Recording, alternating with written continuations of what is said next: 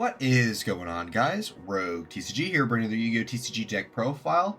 This is a deck that I wanted to bring to y'all, and this is Nordic. This deck is not good. Please do not think that this deck is good by any stretch of the imaginations. Like, this deck isn't good in the slightest. But the reason I wanted to bring it to you is because of this card, Gullveig the Nordic Ascendant. Now, this is one of the first links that I saw when I started playing Yu-Gi-Oh! In a competitive sort of fashion. And that's because it was in the Legendary Heroes like deck. I'm going to put an image on screen if I can't find it. But this card by itself seems crazy. I'm going to read it first just so you understand like the premise of the deck before we get into the profile.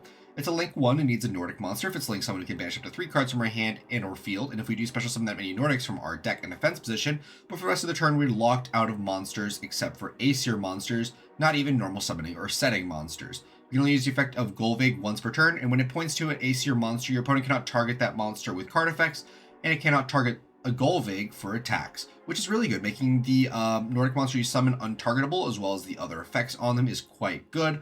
But unfortunately, the other effects on the Aesir monsters aren't good. So you'll see those cards when we get to them. But now that we understand that this card is basically soul charge from deck and lets us set up an easy synchro, with all the synchros being synchro 10, and needing different materials over here, like Nordic Ascendant, needs a Nordic Alphar, this one needs a Nordic Beast. It becomes quite tricky to actually make these extra deck boss monsters. And what's the payoff? Nothing. The payoff is nothing. They don't really interact with your opponent in any meaningful way. All they are is just big numbers that barely have an effect. So that's enough yapping about the overall deck profile. Let's get into the card by card. Starting off the list, we're on triple copies of Nordic Smith Evaldi. If we control an Aesir or a Nordic, we can special summon this card from our hand. If it's normal or special, we can add a Nordic Relic card from our deck to our hand. And each of those effects are once per turn. We'll cover the Nordic Relics once we get to them. We're on triple copies of Nordic Beast Gullinbursti. This card says, for a synchro summon, you can substitute this for any Nordic tuner. So it'll be a Nordic Alphar, it'll be a Nordic Ascendant, or a Nordic Beast. And this card reads, you can use the following effects once per turn. If this card's normal or special, you can special summon a Nordic from our hand, and we can target a Nordic in our graveyard except for itself and add it to our hand. That is an ignition effect on the second effect, and overall it's just a quite good card. It allows you to extend, it allows you to have the flexibility in order this becoming any name that you could want, and so we are playing 3. Another one we're playing 3 of is Triple Alvis of the Nordic Alphar. If it's banished by the effect of a Nordic Link monster, we're only playing 1 because there only is 1. And sent to the you can send to the graveyard 1 Nordic monster you control and 2 Nordics from deck, whose total levels equal 10. Then special summon an Aesir monster from our extra deck. If an Aesir monster in your possession is sent to the graveyard by an opponent's card, you can banish this card from our graveyard, special summon an Aesir with a different name than the card was sent to graveyard. Quite a good card. It's pretty restrictive on that secondary effect, as well as on the first effect slightly, although it gets us a lot of advantage if we can pull it off. And so the idea is we have it in hand, and this is one of the cards we ideally want to be banishing off of our Gullveig, which is a handful of our cards in the decks. The only purpose of those cards is to be banished for the Gullveig or just to be freebie extenders. So we are on triple copies of Alvis. We are on 2 copies of Vanadis, the Nordic Ascendant. For a synchro summon, you can substitute this for any Nordic tuner, just like the Gullinbursti. This card reads, if this card is used for a synchro material, all of the synchro material must be Nordic monsters, so much more restrictive than Gullinbursti, of course. And then once per turn, you can send 1 Nordic from your deck to the graveyard and modulate this card's level to the level of the monster we sent. Really good for changing our levels if we need to change synchros in a pinch. We're on 1 copy of Tangnostir, the Nordic Beasts. This card's really bad, just when destroyed by battle, sent to the graveyard, special summon 2 Nordic Beast tokens. Although it's, I think, in my opinion, the best level 3 Nordic monster, which we do need to play in order to make our levels work, because it's a non-tuner. And then we are on 2 copies of Mimir, the Nordic Ascendant. Same reason as Tangnostir. This card is not very good, although it's just here for a non-tuner level for a Nordic name, so we're playing it. And then lastly, 1 copy of Valkyrie, the Nordic Ascendant, notably not an actual Valkyrie card. When it's normal summoned and our opponent controls a monster and we control no other cards, we can banish 2 Nordic monsters from our hand to special summon 2 Einherjar tokens, level 4s in defense. So this card, in theory, can make a level 10 synchro all by itself if our opponent has ended on absolutely no interaction. But most of the time, more than not rather, this card is literally just going to be just a level 2 tuner we can summon from our main deck with Gullveig. if we really wanted to make our Odin father of the Aesir. So there's that. And then for our Nordic relics, we're on triple copies of Lidskaff. This card reads, we can special summon a Nordic monster from our deck, but we cannot special summon monsters from the extra deck except for Aesirs while that monster is face up on the field. We can banish this card from our graveyard to add a Nordic monster from our deck to our hand, and then shuffle a card from our hand to the deck, and we can only use one effect per turn and only once that turn. Now, this card seems like a card we might want to use send to the graveyard with Foolish Burial Goods, although there are no good Nordic monsters, so not really worth doing that. Although most of the time with this card we're going to be summoning Ivaldi or Gullinbursti in order to either search our trap card or just extend a little bit further in order to make that Aesir monster. Oh wait, except we can't, because this card doesn't actually allow us to instantly make the Aesir monster. We need to have one more, because the Aesirs need level 10s, and there's no real way for a 3 and anything in the deck, really, to make a 10, which is really unfortunate. We're on 2 copies of Nordic Relic Svalin. If we control an Aesir, we can negate the effects of all face-up cards your opponent currently controls until end of turn. That's an ignition effect.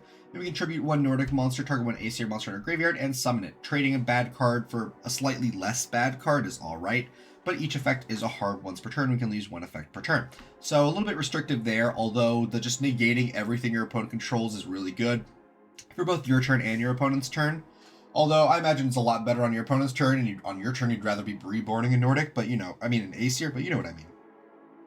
And now for our honorary Nordics, we're on triple copies of Link into the Brains in order to make the Gullveig effect not be able to be ashed, imperm, veilered, so on and so forth, or even interacted with. Which this card does really great, making your opponent not able to respond to the effects that follow the Link summon, which since Gullveig isn't on summon, it does count that. We're on 1 Call by the Grave, 1 Gold Sarcophagus in order to just banish a card if we need to. In fact, actually this card isn't as good as I initially thought it was. You're seeing some live editing right now. In fact, just put a Pot of Prosperity in here to find some more non-engine. We're on 2 copies of Forbidden Droplet, triple copies of Chaos Witch. Now this is a little bit of a weird card. This is a reason we could have played Gold Sark, although it's not necessarily as worth it as Pot of Prosperity. It's your choice whether you want Pot or Gold Sark. This card on-field effect is completely irrelevant. The main effect we're focusing on is if this card is banished from the hand or graveyard, we can special summon 2 Light Beast tokens, Fairy Tuner Light level 2, and that's it. And then we're locked into Light and Dark Synchros the turn we activate that second effect, or either effect really, but we're only activating the second one, so it doesn't really matter. Which is fine, because 2 of the Nordics is Loki is a dark and Odin is a light, as well as there are a lot of level 10 level 10 synchros, not tuners, that are light or dark, that if we haven't locked ourselves with Gullveig, let's say for example we banish with Gullveig and then it gets negated, we're not really locked in that front, so pretty alright there. And then the other good banish we have is Chaos Valkyria. Now this card's either just an extender by banishing a light or dark monster from our graveyard, which a lot of our deck is. We have Gullinbursti, we have our Mimir, we have our Vanadis, we have our Valkyrie, we have our Alvis. Those are all lights and darks, including our hand traps are all lights. And this card reads, if this card's banished, we can send a light or dark monster from our deck to the graveyard, but for the rest of the turn we cannot activate effects or the effects of cards with the same name as that card. So the idea of this card is we're able to send a card that we would want to grab back with Gullinbursti, or a card in the graveyard that we just want there. Like maybe if we want to use Mimir's actual effect, we could use it that way. But in the end, it's just kind of like a very mid card, one of the more alright banishes we got.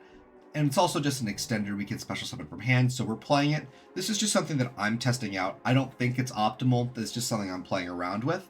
And then for hand traps, we're on triple effect Failure, triple Nibiru, and then double Ghost Ogre and Snow Rabbit. In our extra deck, we're on double the Gullveig, as previously mentioned, 1 copy of SP Little Knight, because Gullveig is a Link 1, 2 copies of Thor, Lord of the Aesir. It needs a Nordic Beast Tuner and 2 non-tuner monsters, which is another issue the Aesir monsters suffer from, is that they need 2 non-tuners. Once per turn, you can negate the effects of all face-up monsters your opponent currently controls until the end of this turn. Once per turn during the end phase, if this card is face-up controlled, is destroyed by your opponent's card and sent to the graveyard. This turn, you can banish 1 Nordic Beast Tuner from your grave, specials on this card, and then burn your opponent for 800. We're on 2 copies of Loki, Lord of the Aesir. It needs a Nordic Alfar plus 2 non-tuners. Once per turn, your opponent activates the spell trap card during your battle phase. Quick effect, you negate the activation if you destroy it. Once per turn during the end phase, if this face-up card you control is destroyed by your opponent's card and sent to the graveyard, you can banish Nordic Alpha from your graveyard and special summon this card. And when summoned this way, you can target a trap in your graveyard and add it back to your hand.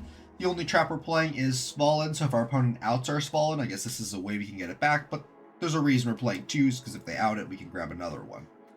And then lastly, we're on double Odin, Father of the Aesir. It needs 1 Nordic Ascendant and 2 non-tuners. Once per turn, you can make this card unaffected by spell or traps until the end of the turn. Once per turn during the end phase of this face-up card you control is destroyed by your opponent's card and sent to the graveyard this turn. You can banish a Nordic Ascendant tuner from your graveyard, special on this card, and when summoned that way, we get to draw 1. And then for our synchros that we could potentially make, although probably not really since we get locked too easy, for our 8s we're on 1 Omega and 1 Draco Berserker. And then for our 10s, we're on 1 Chaos Angel, 1 Chang Ying, which is actually pretty good when combined with Gulvig. If we get Chang Ying out first somehow, we get to actually get the beneficial effects on when cards are banished. 1 Satellite Warrior for popping cards, and then 1 Time Lord Progenitor Vorp Gate for our Tenpai matchup. But that's going to be about it for the profile. This deck really is not good. It's like a fun casual deck. It's pretty cheap in all things considered. Like, the most expensive cards in here is like SP Little Knight, Chaos Angel, like, you know, Droplet, and then look at that, 30 bucks, not even. We're still playing a bunch of hand traps, we're still playing Prosp, all that. But, again, this deck isn't very good. I know Warp Gate's quite expensive, 3 bucks, that's pretty damn expensive in my mind. But, again, this deck sucks. Thank you all so much for watching. Thank you to my one member, thank you, Ari, and I'll see you all next time. Bye-bye. Thank you guys so much for watching the video. If you wanted to talk to more Yu-Gi-Oh players like yourself, I would highly recommend checking out our Discord server. Link is going to be in the description, as well as the QR code on screen. We do talk somewhat frequently about Yu-Gi-Oh and the current meta, so I would really enjoy to see you there. As well as we do recently now have channel memberships available on our YouTube channel, where we have 3 different tiers. We have Super Supporter at $2 a month, where you get loyalty badges, emojis, guaranteed comment responses, a shout out at the end of every video, as well as access to the members only Discord channel, where you get early sneak peeks at future videos.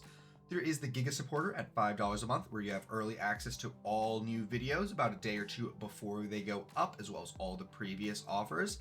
And for $15 a month, we do have our final tier, which is going to be Femboy Fanatic. You get a guaranteed customized video every single month, as well as 1 hour of my time. Could be for anything you'd like.